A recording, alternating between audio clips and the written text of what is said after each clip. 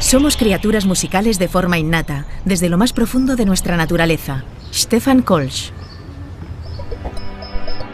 La música une a las personas y desata emociones en todo el planeta.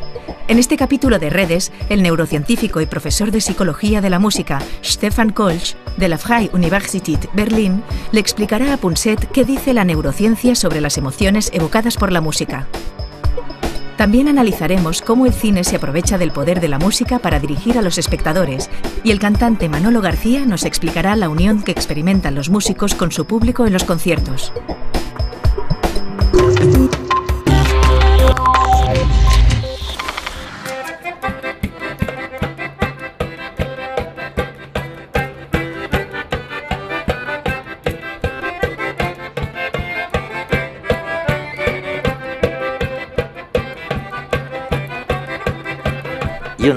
Sabes, algunos de tus amigos me dicen que nada tiene más impacto sobre el cerebro que la música. En el sentido de que afecta la memoria, incluso afecta el movimiento, las emociones, lo afecta prácticamente todo. Quiero decir, ¿la música es tan importante como dicen? ¿O crees que no hay para tanto? Creo que es muy importante y que, de hecho, se le podría dar la vuelta a la pregunta y plantearnos si hay alguna parte del cerebro que no se vea influida por la música. ¿Qué está ocurriendo en el cerebro de los que hacen música? Mientras producen sonidos, los escuchan y los coordinan con sus propios movimientos y con su propia producción de sonidos. Recuerdan lo que han producido antes, así como lo que producirán después. Quizás recuerden la canción, la letra. Se miran, se genera actividad emocional. En general, cuando la gente compone música en común, se lo pasa bien, disfruta estando con los demás, disfruta comunicándose con los otros, y todos esos procesos diferentes hacen que el cerebro humano se comprometa con toda su riqueza y colorido, por decirlo de alguna manera. Este mundo de la música parece tan dirigido por las emociones. Según parece, has llevado a cabo unos experimentos en Camerún. Y lo que intentaste demostrar en aquel experimento fue que la cultura, una cultura concreta, no afectó las emociones inspiradas por la música. Es decir, juntaste un aborigen, un ingeniero muy sofisticado, procedente de dos hemisferios del mundo totalmente distintos, y sin embargo, todos reaccionaron igual. Fue un estudio sobre el reconocimiento de las emociones en la música. Uno de mis estudiantes de doctorado viajó al norte de Camerún e hizo una investigación con personas que nunca habían escuchado música occidental antes. Estas personas fueron capaces de decir: esta pieza suena bastante alegre, esta otra bastante triste, y aquella bastante aterradora. Suponemos que es porque en la tradición musical occidental la música triste imita la prosodia de una voz triste. Tonos bajos que van disminuyendo el timbre, por ejemplo, un tempo que no sea rápido, solo pequeñas variaciones de tono. Parece ser que cuando se codifica en forma de música, aunque nunca hayamos escuchado dicha música antes, somos capaces de reconocer qué emoción expresa la pieza en cuestión.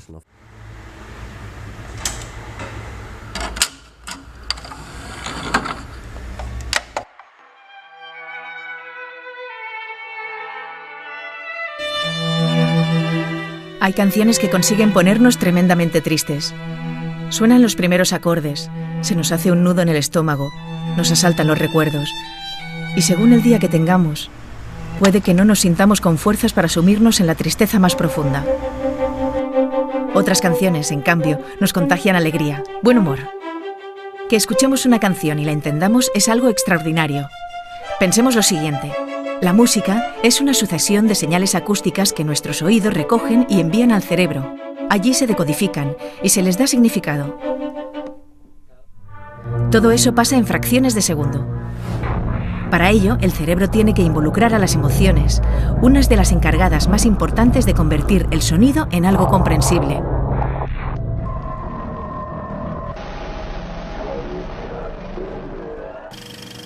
Un ejemplo es el cine. Hoy en Redes vamos a hacer un pequeño experimento. Hemos grabado una escena y Baldo, músico y compositor, nos va a ayudar a darle sentido. Él suele componer las bandas sonoras de obras de teatro y películas. La música básicamente lo que hace es resaltar las emociones. Es como una especie de guía para el espectador para indicarle por qué territorio de sensaciones nos vamos a mover. A veces la música avanza al susto, o a veces dilata una escena para hacerla más larga, o a veces una persecución es mucho más trepidante. Vamos a hacer un juego que me habéis propuesto, que es un poco un atraco, pero que puede ser interesante. Voy a musicar a tiempo real, en directo, una película. Vamos a jugar llevándola a territorios completamente distintos. Vamos a hacer creer al espectador que hay dos personajes que se tienen miedo, o al menos uno le tiene miedo al otro, o vamos a hacer que estos dos personajes, vamos a hacer con la música, que se cree un clima romántico y que puede hacer que se lleguen a enamorar.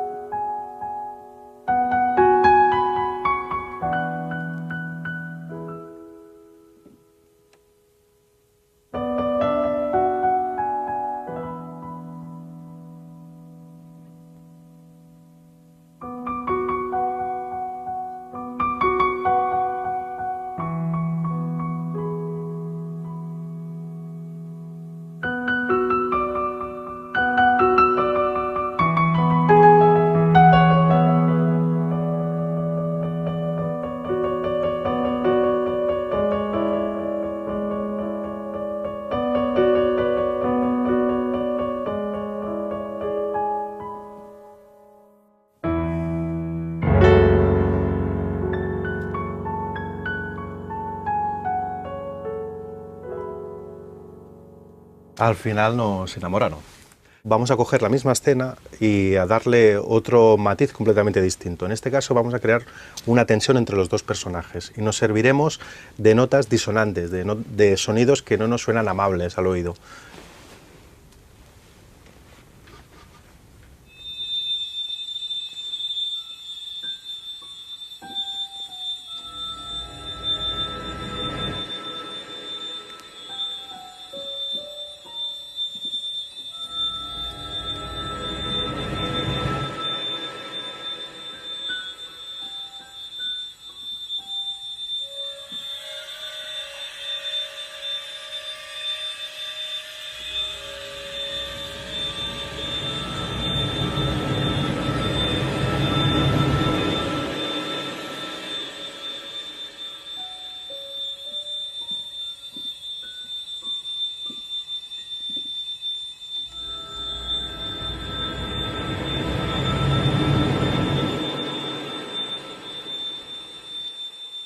Estos sonidos producen cierta angustia al espectador que está oyendo y que codifica la imagen como una escena en la que va a pasar algo malo.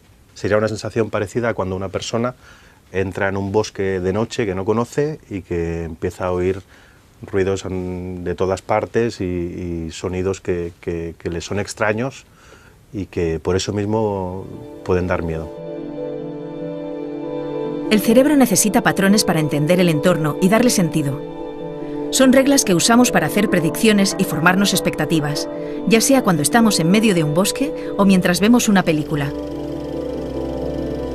Nuestros ancestros utilizaban esas mismas reglas para salvar el pellejo. Si no hubieran inferido que un determinado ruido entrañaba peligro, seguramente hubieran acabado en la tripa de algún animal. Déjame que te haga una pregunta. ¿Por qué cuando estoy triste y me siento solo, algo que me ocurre muy rara vez, pero a veces puedo sentirme triste y solo. ¿Por qué la música me anima si es algo, sabes, movido, como pam, pam, pam, pam?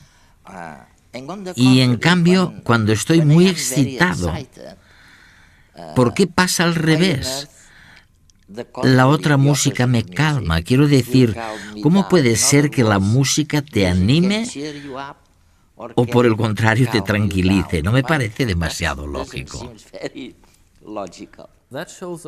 Eso nos muestra que, en primer lugar, la música tiene esa capacidad de ayudarnos a cambiar nuestro estado de ánimo, si lo deseamos. Desde la neurociencia sabemos que la música es muy poderosa a la hora de activar cada una de nuestras estructuras emocionales en el cerebro. Cuando llevamos a cabo experimentos neurocientíficos, vemos que podemos modular la actividad en prácticamente cualquier estructura cerebral emocional gracias a las emociones que despierta la música. Esto significa que la música es capaz de evocar el núcleo mismo, el núcleo de las estructuras cerebrales responsables y creadoras de nuestro universo emocional. Algo muy importante también para las terapias donde podemos intentar aplicar la música para ayudar a aquellos pacientes que padecen trastornos de sus estructuras cerebrales y que están relacionados con las emociones, que tienen algo que ver con las emociones. No solo la depresión, sino también el trastorno provocado por un estrés postraumático, en parte también los trastornos por ansiedad. Los individuos que han padecido traumas a causa de abusos u otras causas, por lo que tenemos un amplio horizonte a la hora de aplicar de forma más sistemática y generalizada la música como terapia. He leído algo en alguno de tus artículos sobre los niños autistas. Parece que escuchan o aprehenden la música igual que los niños no autistas. ¿Es posible esto? Quiero decir, ¿sienten la música del mismo modo? ¿No existe la diferencia que sí encontramos en el caso del lenguaje o en su capacidad para empatizar con otros? Unos pueden y otros no. De momento es muy difícil contestar a tu pregunta porque no tenemos suficientes estudios neurológicos sobre la relación entre niños autistas y la música. Pero lo que sí sabemos es que los niños autistas sienten un gran interés por la música y son propensos a componer música con otros. En entornos terapéuticos, también es cierto que resulta difícil comunicarse con ellos a través del lenguaje. En cambio, es más fácil hacerlo a través de la música. De hecho, algunos de nuestros estudios han probado que la música puede comunicar información. No es algo que simplemente crean los terapeutas de la música y que no tenga base científica. También estamos determinando qué instrumentos musicales pueden fomentar la empatía y el reconocimiento de las emociones. Es algo que estamos probando con niños autistas, pero también dentro del currículum escolar de los niños en general, porque es una forma divertida de experimentar las emociones, de aprender a reconocer las emociones y otras cosas, de encontrar nuevas formas de expresar las emociones, de ampliar el vocabulario referente a las emociones. Lo realmente fascinante es esa cohesión social que tú señalas en la música.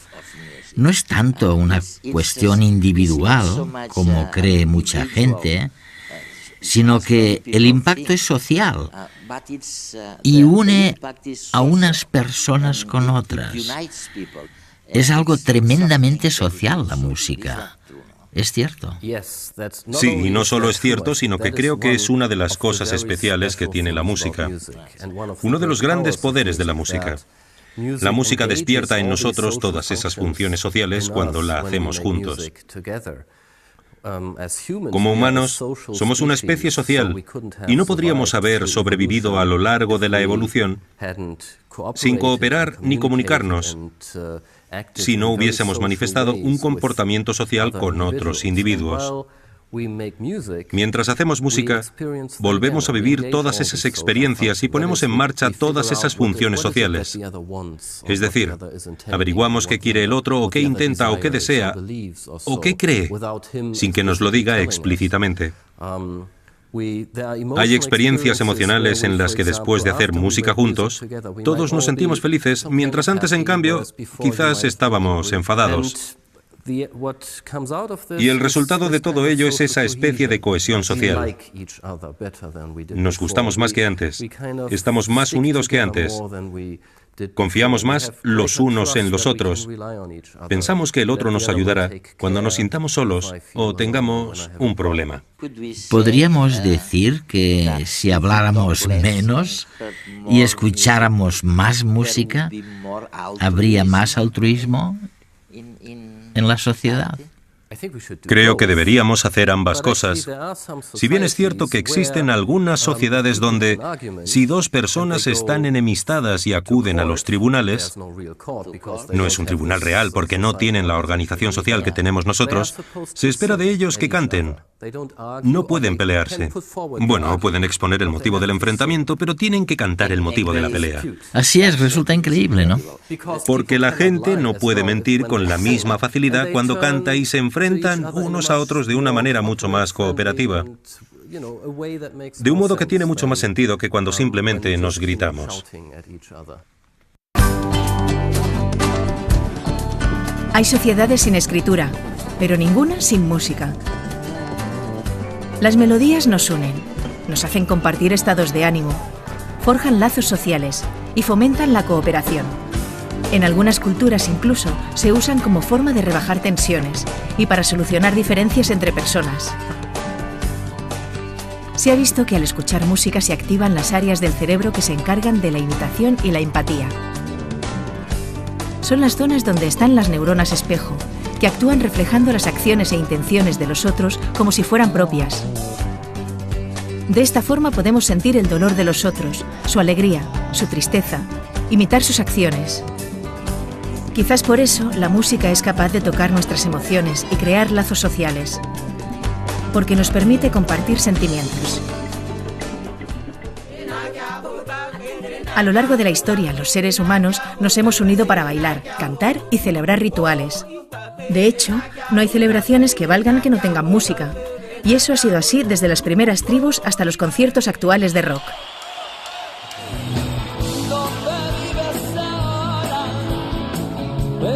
Manolo García, músico y compositor, lleva 3 décadas sobre los escenarios. Con el último de la fila y después en solitario, ha conseguido unir y emocionar con sus temas a varias generaciones.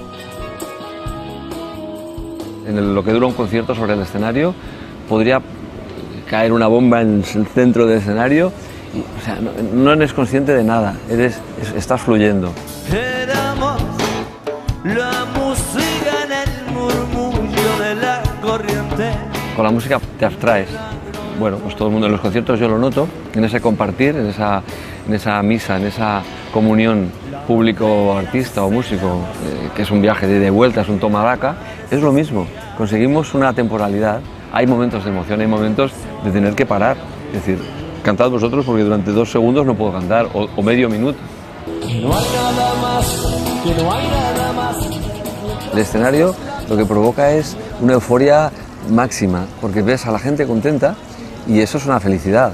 Ves que tus canciones provocan una situación de alegría. Para mí es estupendo, es un efecto benéfico, ¿no? Tú sales y tienes ganas de ese abrazo imaginario, ¿no? Estamos todos abrazándonos, quizás suena un poco tonto, pero es como esa necesidad bueno, somos piña, somos tribu, somos un poco ancestral, ¿no? En la profunda fronda que adormecida fiera. Me gusta, pues eso, compartir las sensaciones y la canción es una manera óptima de compartir sensaciones, de buscar certezas, de decir sí, es así. Probablemente nos estamos equivocando los 7.000 o los 4.000, pero en ese momento es así, porque pensamos todos, claro, es así. esta canción dice esto y todos estamos de acuerdo. Igual es un gran error, pero es un error compartido, con lo cual es menos error.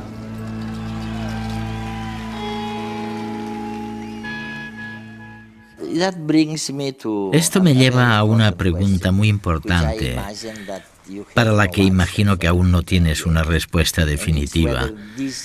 Me gustaría saber si se trata de una capacidad innata o si es algo que adquirimos, quiero decir, la capacidad de entender la música. Hay un famoso experimento, algunos miembros de tu equipo participaron en él también, que muestra cómo los bebés de solo 3 días pueden reaccionar a la música. Así que realmente, si alguien que tiene solo 3 días puede reaccionar a la música, probablemente estamos hablando de algo que es innato, ¿no? Estoy totalmente convencido de ello, sí. Somos de forma innata, desde lo más profundo de nuestra naturaleza, criaturas musicales, muy musicales todos nosotros. Y hay una buena razón para ello. Además de que nos permite desempeñar todas esas funciones sociales mientras hacemos música, también necesitamos esas capacidades para aprender a hablar. Cuando nacemos, no sabemos qué significa pechos, leche, beber o sorber, pero aprendemos a hablar al escuchar los sonidos musicales del lenguaje. Y así es como los niños aprenden a hablar. Escuchan la música del habla y al hacerlo también entienden el lenguaje. No es el único aspecto del lenguaje que aprenden. Eso es, sí, no es el único aspecto del lenguaje que aprenden, pero evidentemente es algo muy importante. Afortunadamente somos muy musicales porque si no nos costaría mucho aprender a hablar o a aprender idiomas. Es gracioso, porque lo que dices es que hay una especie de canción, una especie de forma musical de hablar con los bebés, como hacen las cuidadoras, ¿no? Ya lo sabes, ¿no? En realidad no les hablas, más bien les cantas. Y según parece, dices que esto es lo que entiende el bebé. Se ha demostrado que cuando las madres hacen al hablar con sus hijos, esto es buenísimo. Bueno, está claro que para que nos entiendan es importante jugar con la entonación. No solo los adultos se entienden mucho mejor cuando no hablan con una voz monocorde, sino que le ponen una cierta entonación y ritmo. En el caso de los niños también es muy importante porque hay estudios que demuestran que si los padres no hablan con sus hijos jugando con la entonación, los niños son mucho más susceptibles de padecer trastornos del habla y del lenguaje. Es increíble, ¿verdad? Es fantástico. ¿Sabes? Solo con escucharte, increíble. ¿No es fantástico? Increíble. ¿No es fantástico? Ya hay un cierto ritmo. Y además, tienes una voz muy melódica. Tu voz sube y baja. Me muestra subiendo y bajando el tono, yendo más rápido y más despacio. ¿Dónde están los límites de las frases? ¿Dónde se acaba la frase? ¿Cómo te sientes? ¿Cuánto deseas que algo ocurra? ¿Qué deseas? ¿Cuáles son tus intenciones? Y cosas semejantes. ¿A quién se le ocurriría entonar una melodía para pedir una pizza en el restaurante? Hasta hace poco creíamos que la música solo servía para transmitir emociones, pero Kölsch ha demostrado que también puede comunicar información semántica, como las palabras. Si después de oír la frase «me gusta el café con azúcar», nos dan a elegir 2 palabras, leche o cortina, siempre escogeremos leche porque tiene más coherencia semántica con la frase.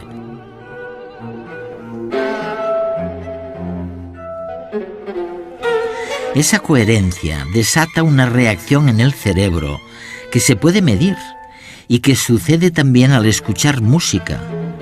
Por eso, después de escuchar el terceto de cuerdas de Schoenberg, todo el mundo elige la palabra aguja. Resulta que Schoenberg había dicho que esa música era una descripción de las punzadas que había sentido durante un infarto. A menudo cuando hablamos de emociones, utilizamos palabras para referirnos a algo que sentimos en nuestro cuerpo. Wittgenstein lo denominó Empfindung, sensación en castellano. Ahora bien, cuando utilizo una palabra para referirme a una sensación de mi cuerpo, y tú utilizas la misma palabra, ¿cómo puedo estar seguro de que nos estamos refiriendo a lo mismo? Dado que no existe una correspondencia unívoca en el cerebro entre nuestras sensaciones por un lado y nuestros centros lingüísticos por el otro, tiene que producirse una transformación de la información desde las sensaciones al lenguaje. Y nunca se sabe. Y nunca se sabe, pero ¿y si utilizamos la música? ¿Y si utilizo la música para evocar algo en ti, sensaciones o Empfindung, que se parezcan a los Empfindung y sensaciones que tengo en mi cuerpo? A veces la música puede hacerlo mejor. Con la música podemos comunicar esa información incluso sin que se vea distorsionada por las palabras. De hecho, a menudo le digo a la gente o les recuerdo que el lenguaje no es, como ellos creen, algo para hacerse entender, sino que es un instrumento maravilloso para confundir a los demás. Creo que en el caso de la música no se puede decir lo mismo, es más veraz. O sea que realmente, si niños que sufren autismo pueden comunicar con otros mediante la música de una manera que no lo pueden hacer con las palabras, si ellos pueden empatizar, ponerse en el lugar de los demás, entonces yo creo que no hay ninguna duda de que no tienen más que ganar con la música. Y no es seguro que siempre sea así con las palabras. No existe casi ninguna parte del cerebro que no se vea afectada por la música. Stefan Kolsch.